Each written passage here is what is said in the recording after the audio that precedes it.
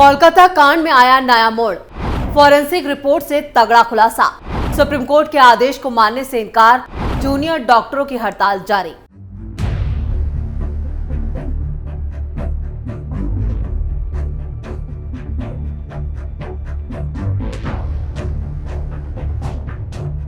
नमस्कार, आप देख रहे हैं कैपिटल टीवी की स्पेशल स्टोरी। आपके साथ मैं हूं परवीन शेख। कोलकाता कांड में नया मोड़ आ चुका है। सीबीआई ने देश की सर्वोच्च अदालत के सामने ऐसे सबूत रखे हैं जिससे इस पूरे मामले में ममता सरकार की मुश्किलें बढ़ने वाली हैं। वहीं जूनियर डॉक्टरों ने हड़ताल खत्म करने से इनकार कर दिया है। वहीं जूनियर डॉक्टरों ने यह फैसला किया है कि वो एक और बड़ी रैली निकालेंगे और अपना विरोध प्रदर्शन जारी रखेंगे।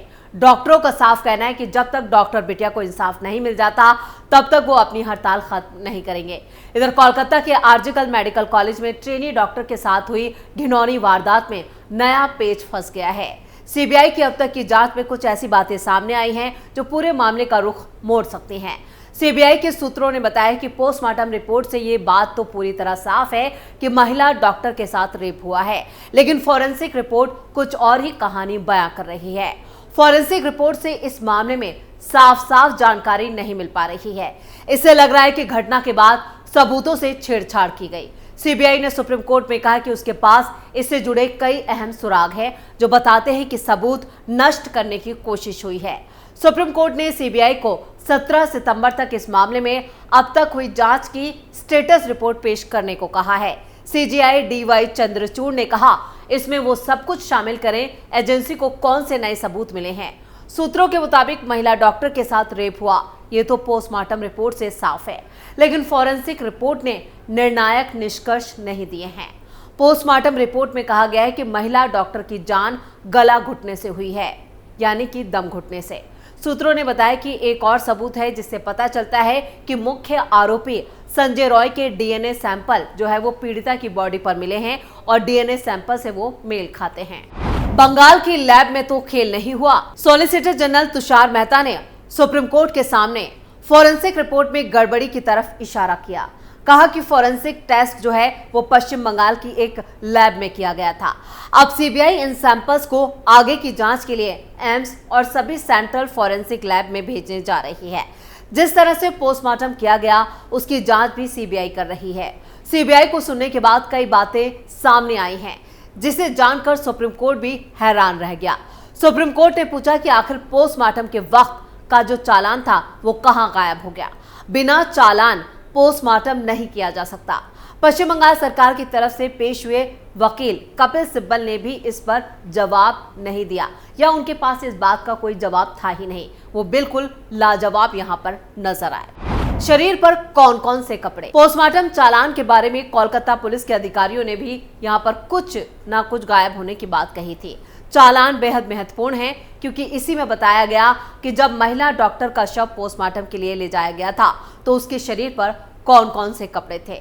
सूत्रों के मुताबिक पोस्टमार्टम रिपोर्ट बताती है कि महिला डॉक्टर ने गुलाबी रंग का टॉप पहना हुआ था। 2 डिवाइस, एक नोटपैड और उसके शरीर के पास पाए गए नोटपैड से कुछ शीट गायब थी। लेकिन सबसे दिलचस्प जो गैजेट्स मिला है उस पर कोई फिंगरप्रिंट्स नहीं था। वहीं महिला डॉक्टर के माता पिता ने आरोप लगाया कि कोलकाता पुलिस ने कुछ खेल किया है, यानी कि यहाँ पर जो पीड़िता है उसके माँ बाप लगातार कोलकाता पुलिस पर सवाल उठा रहे हैं और जिस तरह से एक गैजेट्स मिला और उस गैजेट्स पर किसी के फिंगरप्रिंट्स नहीं थे तो इससे साफ संकेत जाता है कि यहाँ पर उस गैजेट से जो फिंगरप्रिंट्स थे उन्हें साफ कर दिया गया और इस सवाल का जवाब भी कपिल सिब्बल के पास नहीं था। यानी सुप्रीम कोर्ट में सीबीआई ने अब तक जो सबूत पेश किए हैं वो एक बड़ी साजिश की तरफ इशारा कर रहे हैं। आरजीकर डॉक्टरों का बड़ा ऐलान, नहीं खत्म होगी हड़ताल, तेज होगा आंदोलन। डॉक्टर बिटिया के साथ हुई हैवानियत से पूरे देश में गुस्सा है। सबसे ज्यादा सवालों में पश्चिम बंगाल की ममता सरकार है। इस बीच सुप्रीम कोर्ट की डेडलाइन के बावजूद भी कोलकाता के आरजीकर अस्पताल के डॉक्टरों ने हड़ताल खत्म करने से इनकार कर दिया। पश्चिम बंगाल के जूनियर डॉक्टरों ने सोमवार शाम को ही घोषणा कर दी कि वो लेडी डॉक्टर के साथ हुई दरिंदगी के खिलाफ इंसाफ की मांग के लिए अपनी हड़ताल को जारी रखेंगे। आपको बता दें कि सोमवार को हुई सुनवाई में सुप्रीम कोर्ट ने डॉक्टरों को मंगलवार शाम 5 बजे तक काम पर लौटने का आदेश दिया था। हड़ताल कर रहे डॉक्टरों ने राज्य के स्वास्थ्य सचिव और स्वास्थ्य शिक्षा निदेशक यानी DHE के इस्तीफे की मांग की है। वहीं हॉस्पिटल के डॉक्टरों ने सॉल्ट लेक के स्वास्थ्य विभाग के मुख्यालय और स्वास्थ्य भवन तक एक बड़ी रैली भी निकाली। साथ ही डॉक्टर बिटिया के लिए इंसाफ की मांग की। डॉक्टरों के मुताबिक जब तक उनकी मांगे पूरी नहीं होती हैं और पीड़िता को इंसाफ नहीं मिलता है, तब तक डॉक्टर अपनी अपनी हड़ताल जारी रखेंगे और काम बंद रहेगा। वहीं इन लोगों के स्वास्थ्य सचिव और DHE की इस्तीफे की जो मांग है वो भी तेज हो चुकी है। 11 सितंबर को भी डॉक्टर स्वास्थ्य भवन तक रैली निकालने वाले हैं। सुप्रीम कोर्ट ने क्या कहा था? 9 सितंबर को हुई सुनवाई के दौरान CJI ने कहा था कि डॉक्टर वापस काम पर लौटें, हम उन्हें दी जाने वाली सभी सुविधाएं सुनिश्चित करेंगे और अगर वो ऐसा नहीं करते हैं तो उनके खिलाफ कड़ी कार्रवाई की जाएगी। सुप्रीम कोर्ट ने आदेश दिया कि पुलिस ये सुनिश्चित करे कि सभी डॉक्टरों की सुरक्षा यहां पर सुनिश्चित करने के लिए जरूरी हालात, जो सुविधाएं हैं वो बनाई जा रही हैं, जो परिस्थितियां हैं उन्हें यहाँ पर उस तरह का बनाया जा रहा है कि उसमें वो सुरक्षित महसूस कर सकें, जिसमें अलग अलग ड्यूटी रूम, शौचालय की सुविधा, CCTV कैमरे लगाने की व्यवस्था शामिल है। डॉक्टरों को सबसे पहले काम पर लौटना चाहिए और उन्हें काम पर वापस आकर अपना काम पूरा करना चाहिए। दरअसल कोलकाता रेप कांड के 1 महीने बाद सुप्रीम कोर्ट में ये सुनवाई हुई थी और इस मामले की सुनवाई chief justice DY Chandrachud, justice JB Pardiwala और जस्टिस मनोज मिश्रा की बेंच ने की थी। CBI ने जांच पर अपनी स्टेटस रिपोर्ट पीठ को सौंप दी थी। आपको बता दें कि कोलकाता के आरजीकर अस्पताल में 8-9 अगस्त की रात को एक लेडी डॉक्टर के साथ दरिंदगी की गई थी और इस घटना के बाद पूरे देश में विरोध प्रदर्शन हुआ। तब से डॉक्टर्स का प्रदर्शन जारी है और इस बीच आरजीकर हॉस्पिटल के 51 ट्रेनी डॉक्टरों पर दूसरे डॉक्टरों को डराने धमकाने का भी आरोप लगा और इस तरह आरोप लगने के बाद इन छात्रों के खिलाफ जांच शुरू हो चुकी है। सभी आरोपी छात्रों को जांच के लिए बुलाया गया और 51 डॉक्टरों और PGT छात्रों को आरजीकर MCH में प्रवेश न करने का निर्देश दिया गया है। 9 सितंबर को सुप्रीम कोर्ट में डॉक्टरों के वकीलों ने जूनियर डॉक्टरों को दी जा रही धमकियों और आरजीकर हॉस्पिटल में मौजूद इस गिरोह के बारे में जानकारी दी थी, जिसके बाद ये जांच शुरू की गई है। संदीप घोष का एक और शर्मनाक कांड, मेल नर्स पर भी डाली गंदी नजर। इस घटना के बाद जानकर आ जाएगी शर्म। सुप्रीम कोर्ट में हुई सुनवाई में CBI ने जहां यह बताया कि क्राइम सीन के साथ छेड़छाड़ की गई और सबूतों को मिटाया गया, उसके बाद आरजीकर मेडिकल कॉलेज के पूर्व प्रिंसिपल जो हैं वो बड़े गुनाहगार साबित हो रहे हैं। लेडी डॉक्टर के साथ रेप और मर्डर के बाद से आरजीकर मेडिकल कॉलेज और हॉस्पिटल के पूर्व प्रिंसिपल संदीप घोष सवालों के घेरे में है। CBI लगातार ही घोष के काले कारनामों की परतें एक एक करके खोलने में जुटी है। इस बीच साल 2017 में छपी एक रिपोर्ट एक बार फिर सुर्खियों में आ गई है। ये रिपोर्ट 2017 में हांगकांग के साउथ चाइना मॉर्निंग पोस्ट में छपी थी, जो अब एक बार फिर तेजी से वायरल हो रही है। इस रिपोर्ट में ऑर्थोपेडिक सर्जन संदीप घोष पर नर्सिंग क्लास के दौरान एक पुरुष छात्र को गलत तरीके से छूने का आरोप लगाया गया था।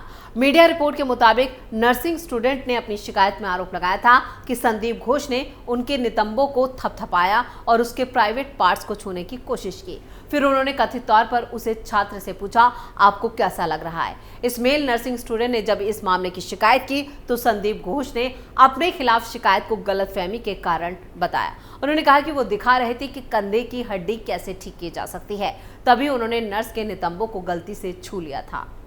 जांच में जुटा ऑर्थोपेडिक एसोसिएशन। हालांकि ये साफ नहीं है कि इस रिपोर्ट में आरजीकर अस्पताल के पूर्व प्रिंसिपल संदीप घोष का ही जिक्र है या कोई और संदीप घोष है। उधर पश्चिम बंगाल में ऑर्थोपेडिक एसोसिएशन ने कहा है कि वो रिपोर्ट की जांच कर रहा है। कुछ सदस्यों ने कहा है कि उन्हें पता है कि घोष को विदेश में अपनी एक यात्रा के दौरान कानूनी केस का सामना करना पड़ा था।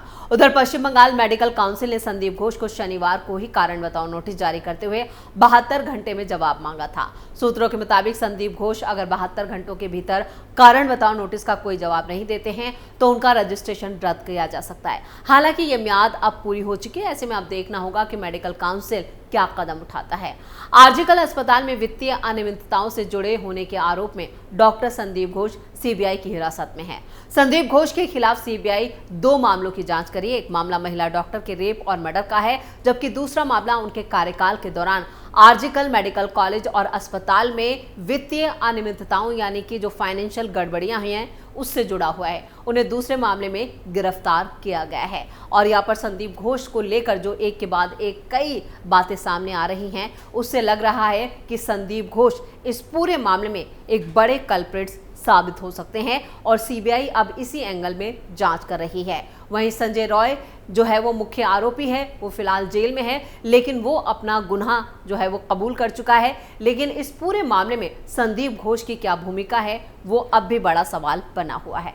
तो स्पेशल स्टोरी में इतना ही। वीडियो कैसा लगा कमेंट करके अपनी राय जरूर दें। वीडियो को लाइक करें, शेयर करें और कैपिटल टीवी को सब्सक्राइब जरूर करें।